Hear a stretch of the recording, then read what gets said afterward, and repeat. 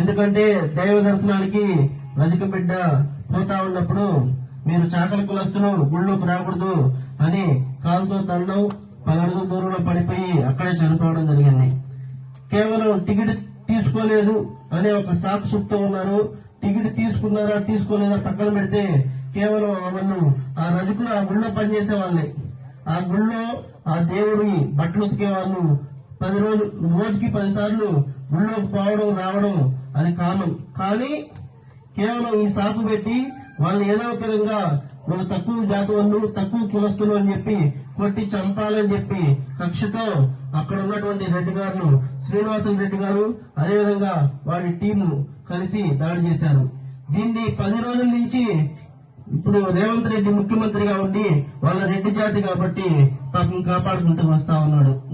ఇది చాలా దారుణం. అక్కడ తెలంగాణలో దాదాపు 7 రజక సంఘాలు తో పాటు బహుజన సంఘాలు కానివ్వండి, ఎస్టీ ఎస్సీ మైనార్టీ సంఘాలు కానివ్వండి ప్రతిరోజు నిద్రను మానుకుని ధర్నాలు చేస్తున్నా కూడా పాపం రేవంత్ రెడ్డి వాళ్ళకి ఒక లాడ్జిలో పెట్టి బిర్యానీ పెడతా ఉన్నాడు. ఇదంతా సిగ్గుచేటంటే ముఖ్యమంత్రి పదవికి రాజీనామా చేసి మరొకసారి నువ్వు పోటీ చేస్తే డిపాజిట్లు కోల్పోతావు. రేవంత్ రెడ్డి గారు జాగ్రత్త. ఎస్టీ ఎస్సీ బీసీ మైనార్టీలందరూ ఏకమై ఉన్నారు. నీకు రాబోయే ఎన్నికల్లో సినిమా చూపిస్తారని కూడా ఇక్కడ నుంచి తెలియజేస్తా ఉన్నా.